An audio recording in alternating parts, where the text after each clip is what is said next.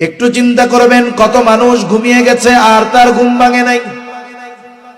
আমিও তো হতে পারে আজ রাত আমার শেষ রাত, হয়তো এই ঘুম আমার সেই ঘুম, শেষ ঘুম। এখন আমাকে তো মৃত্যুর পরে আল্লাহ তাআলার সামনে দাঁড়ানো লাগবে। আমি যদি আজকে রাত্রে মারা যাই, তাহলে কি আমি আখিরাতে নাজাত পাওয়ার উপযুক্ত কিনা? একটু হিসাব করি। অতীতের সব হিসাবের কথা বাদ দেন, আজকে দিনের হিসাবটা একটু আমি করি।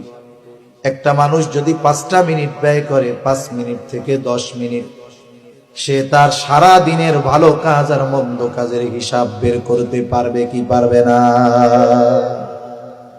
সারা দিনের ভালো মন্দ কাজের হিসাব বের করতে পারবে। এরপরে সে একটা হিসাব করবে, ভালো কাজ বেশি না মন্দ কাজ বেশি। দেখা গেল ভালো কাজ বেশি, মন্দ কাজ কম, যাক তো ভালো। কিন্তু হিসাব করে দেখা গেল যে মন্দ কাজ বেশি, ভালো কাজ কম। এখন হয়তো হিসাব করে দেখলো আজকে গুনাহ বেশি, সওয়াব কম। এই চিন্তা হয়তো তার জীবন পরিবর্তনের